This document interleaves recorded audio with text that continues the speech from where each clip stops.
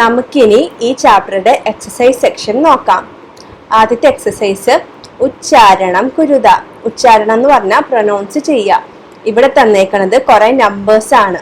നമ്മളത് പണ്ട് പഠിച്ചിട്ടുണ്ടായിരുന്നു. ഞാൻ ഈ ടോപ്പിക്കിനെ കുറിച്ച് ഷോർട്ട് വീഡിയോ ഇട്ടിട്ടുണ്ടായിരുന്നു. അപ്പൊ നിങ്ങൾക്കത് റെഫർ ചെയ്താൽ കുറച്ചും കൂടി എളുപ്പമാവും. അതിന്റെ ലിങ്ക് ഞാൻ ഡിസ്ക്രിപ്ഷൻ ബോക്സിൽ തരാം. അപ്പൊ നമുക്ക് ആദ്യത്തെ നമ്പർ നോക്കാം. വിംശതിഹി. വിംശതിഹി എന്ന് പറഞ്ഞാൽ 20, നമ്പർ 20. ദ്വാവിംശതിഹി എന്ന് പറഞ്ഞാൽ 22. ചതുർവിംശതിഹി 24. പഞ്ചവിംശതിഹി 25. അഷ്ടവിംശതിഹി 28. നവവിംശതിഹി 29. ത്രിംശത് എന്ന് പറഞ്ഞാൽ 30. ദ്വാത്രിംശത് 32. ത്രയസ്ത്രിംശത് 33. ചതുസ്ത്രിംശത് 34. അഷ്ടാത്രിംശത് 38. നവത്രിംശത് 39. ചത്വാരിംശത് 40. ദ്വിചത്വാരിംശത് 42. ത്രയചത്വാരിംശത് 43.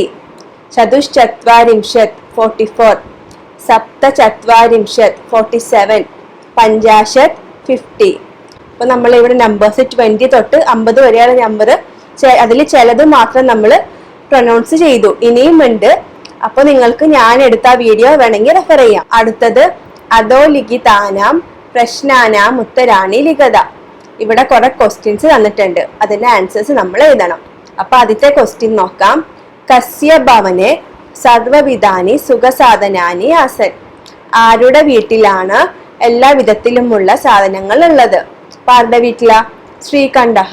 അപ്പൊ ശ്രീകണ്ഠസ്യ, കസ്യ എന്ന് ചോദിച്ചാൽ ശ്രീകണ്ഠസ്യ, ശ്രീകണ്ഠന്റെ വീട്ടിലാണ് എല്ലാവിധ സുഖസാധനങ്ങളും ഉള്ളത്. അടുത്തത് കസ്യ ഗൃഹേ കോപി ഭൃത്യഹ നാസ്തി. ഭൃത്യഹ എന്ന് പറഞ്ഞാൽ സെർവന്റ്, കോപി എന്ന് പറഞ്ഞാൽ സെർവൻസ് ഇല്ലാന്ന്. ആരുടെ വീട്ടിലാണ് സെർവൻസ് ഇല്ലാത്തത്? അപ്പൊ ആൻസർ എന്താ? കൃഷ്ണമൂർത്തിയുടെ. അപ്പൊ കൃഷ്ണമൂർത്തേഹേ എന്ന് വരും. ശ്രീകണ്ഠസ്യ ആദിത്യം കെ അകുർവൻ. ശ്രീകണ്ഠനെ ആരാണ് വെൽക്കം ചെയ്തത്? ആദിത്യം എന്ന് പറഞ്ഞാൽ വെൽക്കം. അപ്പോ ആരാ വെൽക്കം ചെയ്തേ? കൃഷ്ണമൂർത്തി തസ്യ മാതാ പിതാ ച. കൃഷ്ണമൂർത്തിയും അയാളുടെ അമ്മയും അച്ഛനുമാണ് ശ്രീകണ്ഠനെ വെൽക്കം ചെയ്തത്. സർവദാ കുത്ര സുഖം. എപ്പോഴും എവിടെയാണ് സുഖമായിട്ടിരിക്കുന്നത്? ആൻസർ സ്വാവലംബനെ. സ്വാവലംബനെ എന്ന് പറഞ്ഞാൽ സെൽഫ് ഡിപ്പെൻഡന്റ് ആയിട്ട് ഇരിക്കുമ്പോഴാണ് നമുക്ക് സുഖമായിട്ട് ഇരിക്കാൻ പറ്റുന്നത്. ബാക്കിയുള്ളവരെ ഡിപ്പെൻഡ് ചെയ്താൽ നമുക്ക് ഒരിക്കലും സുഖം കിട്ടത്തില്ല. അവർക്ക് എന്തെങ്കിലും ആവശ്യം വന്ന് അവര് പോയാൽ നമ്മൾ പെട്ടുപോകും. അതാണ് സ്വാവലംബനെ, സെൽഫ് ഡിപ്പെൻഡ് എന്ന് പറയുന്നത്. അടുത്തത് ശ്രീകണ്ഠഹ കൃഷ്ണമൂർത്തേഹേ ഗൃഹം കഥാ അഗച്ഛത്. ശ്രീകണ്ഠൻ കൃഷ്ണമൂർത്തിയുടെ വീട്ടിൽ എപ്പോഴാണ് വന്നത്? ആൻസർ എന്താ? പ്രാതഃ നവവാദനെ, രാവിലെ 9 മണിക്ക്. കൃഷ്ണമൂർത്തേഹേ കതി കർമ്മകാരാഹ സന്ധി. കൃഷ്ണമൂർത്തിക്ക് എത്ര സെർവൻസ് ഉണ്ടായിരുന്നു? ആൻസർ അഷ്ട, 8. ആ 8 സെർവൻസ് എന്തൊക്കെയാ? 2 കൈ, 2 കാല്, 2 കണ്ണ്, 2 ചെവി. അതാണ് കൃഷ്ണമൂർത്തിയുടെ സെർവൻസ്. അടുത്ത എക്സസൈസ് നോക്കാം. ത്രാണി ഗണയിത്വ തത്തഹ സംഖ്യാവാചക ശബ്ദം ലിഖിത. ഇവിടെ ബോക്സിൽ കുറെ സാധനങ്ങൾ തന്നിട്ടുണ്ട്. അത് നമ്മൾ എണ്ണിയിട്ട്, അതായത് കൗണ്ട് ചെയ്തിട്ട് അതിന്റെ നമ്പേഴ്സ് നമ്മൾ സാൻസ്ക്രിറ്റിൽ എഴുതാം. അപ്പൊ ആദ്യത്തെ ഇതിൽ നോക്കാം. ആദ്യത്തെ ഇതില് നമുക്ക് ഇവിടെ 18 പോട്ട് ഉണ്ട്. അപ്പൊ 18ന്റെ സാൻസ്ക്രിറ്റിൽ എന്താ പറയാ? അഷ്ടാദശ. അടുത്തത് ഇവിടെ 15 ബോൾ ഉണ്ട്. 15ന് സാൻസ്ക്രിറ്റിൽ പഞ്ചദശ. മൂന്നാമത്തെ 24 സിസേഴ്സ് ഉണ്ട്, കത്രിക. 24ന് ചതുർവിംശതിഹി. ഇവിടെ 21 മാംഗോസ് ഉണ്ട്. 21ന് ഏകവിംശതിഹി. ഇവിടെ 36 കാൻഡിൽസ് ഉണ്ട്. 36ന് സാൻസ്ക്രിറ്റിൽ ഷട്ത്രിംശത്. ഇവിടെ 33 ലീഫ് ഉണ്ട്. 33ന് സാൻസ്ക്രിറ്റിൽ ത്രയസ്ത്രിംശത്. നമ്മൾ ആദ്യത്തെ ഇതില് പഠിച്ചിട്ടുണ്ടായിരുന്നു. അടുത്ത എക്സസൈസ് നോക്കാം. മഞ്ജുഷാദഹ അംഗാനാം കൃതേ പദാനി ചിനുത. ഇവിടെ ബോക്സിൽ കുറെ നമ്പേഴ്സ് തന്നിട്ടുണ്ട്. അതിന് അടിയിൽ നമ്മുടെ ന്യൂമറിക്കൽ ആയിട്ടുള്ള നമ്പറും തന്നിട്ടുണ്ട്. ബോക്സിൽ സാൻസ്ക്രിറ്റ് നമ്പേഴ്സ് ആണ്, ഇവിടെ ന്യൂമറിക്കൽ നമ്പേഴ്സ്. അപ്പൊ ഈ ന്യൂമറിക്കലിന് മാച്ച് ആയത് ഈ ബോക്സിൽ ഉണ്ടാവും. അത് നമ്മൾ ചൂസ് ചെയ്ത് എഴുതണം. അപ്പോ 28ന് എന്താ പറയാ? 28ന് അഷ്ടാവിംശതിഹി. വിംശതിഹി എന്ന് പറഞ്ഞാൽ 20. 30ന് നേരത്തെ പഠിച്ചിരുന്നു ത്രിംശത്. 30ന് ത്രിംശത്.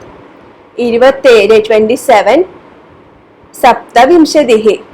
അതുപോലെ 31 വരുമ്പോ ഏകത്രിംശത്, ഏകത്രിംശത്. അടുത്തത് 24, 24 ചതുർവിംശതിഹി. 40 ചത്വാരിംശത്, 50 പഞ്ചാശത്. ഇതും ഈ ബോക്സിൽ നമ്മൾ ആദ്യം നോക്കിയിരുന്നു. അടുത്തത് ചിത്രം ദൃഷ്ട്വ മഞ്ജുഷാദഹ പദാനി ച പ്രയുജ്യ വാക്യാനി രചയിത. ഇവിടെ 3 പിക്ചേഴ്സ് തന്നിട്ടുണ്ട്. അപ്പം പിക്ചർ നോക്കിയിട്ട് ഇവിടെ തന്നേക്കണ ബോക്സിലെ വേർഡ്സ് നമ്മൾ കമ്പൈൻ ചെയ്തിട്ട് സെന്റൻസ് ഉണ്ടാക്കുക. അതാണ് എക്സസൈസ്. അപ്പൊ കൃഷകാഹ, അതിന്റെ മീനിങ് എന്താ? Many farmers. കൃഷകം എന്ന് പറഞ്ഞാൽ 2 ഫാർമേഴ്സ്. അതുപോലെ ഏത്തെ എന്ന് പറഞ്ഞാൽ മെനി എന്നാണ് അർത്ഥം, പ്ലൂറൽ ആണ്. ഏഷഹ എന്ന വാക്കിന്റെ പ്ലൂറൽ ആണ് ഏത്തെ. ധാന്യം എന്ന് പറഞ്ഞാൽ സ്പ്രൗട്ട്. ഏഷഹ എന്ന് പറഞ്ഞാൽ സിംഗുലർ. ഏഷഹ, ഏതൗ, ഏത്തെ. ഏഷഹ എന്ന് പറഞ്ഞാൽ സിംഗുലർ, ഏതൗ ദ്വിവചൻ അതായത് ഡ്യുവല്, ഏത്തെ എന്ന് പറഞ്ഞാൽ പ്ലൂറൽ. ഈ ഏഷഹ, ഏത്തെ, ഏതൗ ഒക്കെ പ്രോനൗൺ ആണ്. അപ്പോ അടുത്തത് കൃഷകഹ. കൃഷകഹ എന്ന് പറഞ്ഞാൽ 1 ഫാർമർ. കൃഷകഹ എന്ന് പറഞ്ഞാൽ മെനി ഫാർമർ. ക്ഷേത്രം എന്ന് പറഞ്ഞാൽ പ്ലഫിംഗ് ഫീൽഡ്. കർഷതി എന്ന് പറഞ്ഞാൽ ഫാമിംഗ്. കുരുതഹ എന്ന് പറഞ്ഞാൽ ഡൂയിങ്. ഗണനകാര്യം എന്ന് പറഞ്ഞാൽ ഡിഗ്ഗിങ്.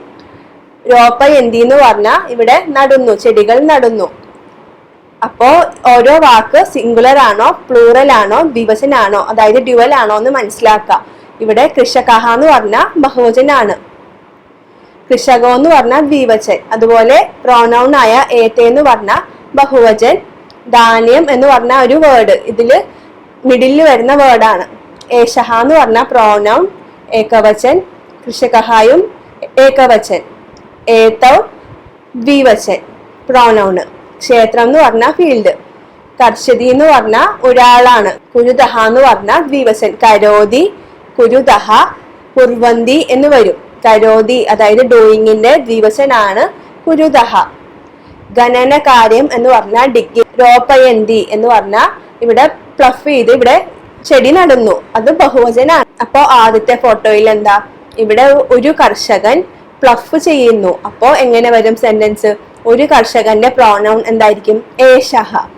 ഏഷഹ കൃഷകഹ, ഒരു കർഷകൻ. ക്ഷേത്രം കർഷതി. ക്ഷേത്രം എന്ന് പറഞ്ഞാൽ ഫീൽഡ്. കർഷതി എന്ന് പറഞ്ഞാൽ പ്ലഫ് ചെയ്യുന്നു. ഏഷഹ കൃഷകഹ ക്ഷേത്രം കർഷതി. ഒരു ഫാർമർ ഫീൽഡ് പ്ലഫ് ചെയ്യുന്നു. രണ്ടാമത്തെ രണ്ടുപേര് ഡിഗ്ഗിങ് ചെയ്യുക, 2 ഫാർമേഴ്സ് ഡിഗ് ചെയ്യുക.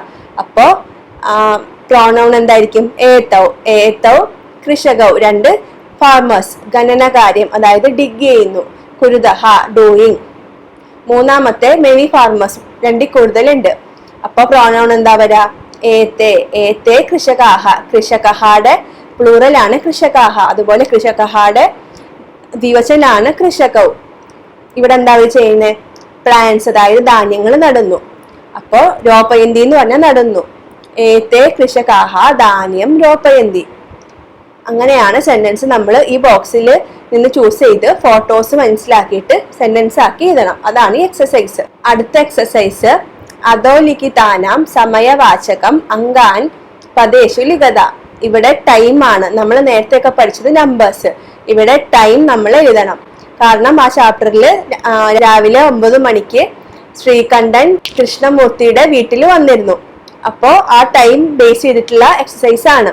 അപ്പൊ ഞാൻ ഇതിന്റെ വീഡിയോയും എന്റെ യൂട്യൂബ് ചാനൽ ഇട്ടിട്ടുണ്ട്. ഇതിന്റെ ലിങ്കും ഞാൻ തരാം.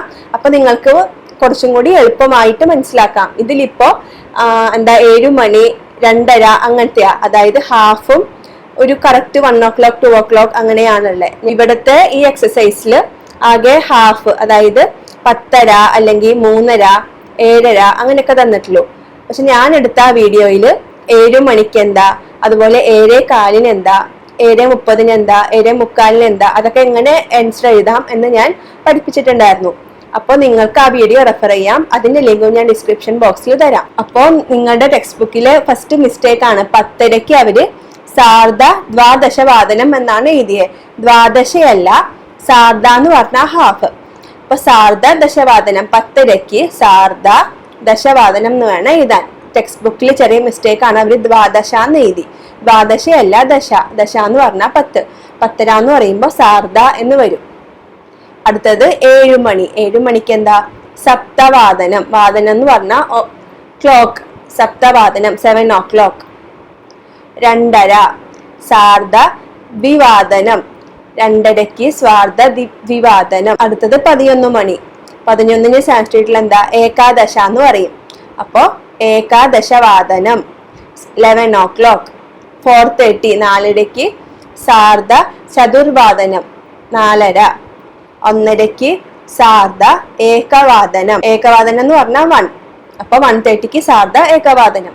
5 മണിക്ക് പഞ്ചവാദനം, 3:30 സാർദ്ധ ത്രിവാദനം, 9 മണിക്ക് നവവാദനം, 12:30 സാർദ്ധ ദ്വാദശവാദനം. ഇവിടെ വേണം അത് വരാൻ, ഇവിടെ മിസ്റ്റേക്ക് ആണ്. 8 മണിക്ക് അഷ്ടവാദനം, 7:30 സാർദ്ധ സപ്തവാദനം. അപ്പോൾ ഇത് നിങ്ങൾക്ക് ജസ്റ്റ് ഒരു ഐഡിയ കിട്ടും.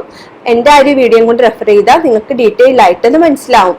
അപ്പോൾ ഈ വക ക്വസ്റ്റ്യൻസ് ഒക്കെ എക്സാമിന് എന്തായാലും വരും. നല്ല പോലെ പഠിച്ച് മനസ്സിലാക്കി വെക്കുക. ലാസ്റ്റ് എക്സസൈസ് നോക്കാം. മഞ്ജുഷാദഹ പദാനി ചിത്വ റിക്തസ്ഥാനാനി പൂരയത. ഇവിടെ ബോക്സിൽ കുറെ വേർഡ്സ് തന്നിട്ടുണ്ട്. ആ വേർഡ് നോക്കി മനസ്സിലാക്കിയിട്ട് താഴെ തന്നേക്കണ സെന്റൻസ് ഫില്ല് ചെയ്യുക. അപ്പൊ നമുക്ക് ഈ ബോക്സിൽ തന്നേക്കണ നമ്പേഴ്സ് ആണ്. അപ്പോൾ അതിന്റെ മീനിങ്സ് എന്തൊക്കെയാണെന്ന് നോക്കാം. ഷഡ് എന്ന് പറഞ്ഞാൽ 6, ത്രിംശത് എന്ന് പറഞ്ഞാൽ 30, ഏകത്രിംശത്ത് 31, ദ്വൗ എന്ന് പറഞ്ഞാൽ 2 എണ്ണം, ദ്വാദശ എന്ന് പറഞ്ഞാൽ 12, അഷ്ടവിംശതിഹി എന്ന് പറഞ്ഞാൽ 28. അപ്പൊ ആദ്യത്തെ സെന്റൻസ് നോക്കാം. ഡാഷ് ഋതവഹാസ് ഭവന്തി. ഋതവഹ എന്ന് പറഞ്ഞാൽ സീസൺ. എത്ര സീസൺസ് ആണല്ലേ? 6. ഷഡ് ഋതവഹ ഭവന്തി. മാസാഹ ഡാഷ് ഭവന്തി. എത്ര മാസങ്ങളാണല്ലേ? 12. ദ്വാദശ. അടുത്തത് ഏകസ്മിൻ മാസേ ഡാഷ് അഥവാ ഡാഷ് ദിവസാഹ ഭവന്തി. ഒരു മാസത്തില് ഒന്നില്ലെങ്കിൽ ത്രിംശത് 30 അഥവാ അല്ലെങ്കിൽ ഏകത്രിംശത് 31 ദിവസാഹ ഭവന്തി. ഡേയ്സ് ഉണ്ട്. ഒരു മാസത്തില് 30 അല്ലെങ്കിൽ 31 ദിവസങ്ങളുണ്ട്. ഫെബ്രുവരി മാസേ സാമാന്യതഃ ഡാഷ് ദിനാനി ഭവന്തി. നോർമലി ഫെബ്രുവരി എന്ന് പറഞ്ഞാൽ എന്താ? ഫെബ്രുവരി മാസത്തില് നോർമലി എത്ര ദിവസങ്ങളാ വരാറ്? 28. അഷ്ടവിംശതിഹി. Last one. മമ ശരീരെ ഡാഷ് ഹസ്തൗ സ്തഹ. എന്റെ ശരീരത്തിൽ എത്ര കൈകളുണ്ട്? ദ്വൗ 2. ദ്വൗ ഹസ്തൗ സ്തഹ. അപ്പൊ ഈ ചാപ്റ്ററിൽ നമ്മൾ എന്താ പഠിച്ചത്? മെയിൻ ആയിട്ട് ടൈം ബേസ് ചെയ്തിട്ടുള്ള കാര്യങ്ങളും നമ്പേഴ്സ് ബേസ് ചെയ്തിട്ടുള്ള കാര്യങ്ങളും ലാസ്റ്റ് ബ്രീഫായിട്ട് സെൽഫ് ഡിപ്പെൻഡ് ചെയ്യണം എന്ന് പറഞ്ഞ കാര്യങ്ങളാണ് പഠിച്ചത്. അതുകൊണ്ടാണ് എക്സസൈസ് ഇങ്ങനെയൊക്കെ വന്നത്. ഇത് ഒരു ഇമ്പോർട്ടൻറ്റ് ചാപ്റ്റർ ആണ്. ഈ നമ്പേഴ്സും ടൈമൊക്കെ നിങ്ങൾ നല്ലപോലെ പഠിച്ച് മനസ്സിലാക്കി വെക്കുക. അപ്പൊ ഈ ചാപ്റ്റർ ഇവിടെ കഴിഞ്ഞു. ധന്യവാദം.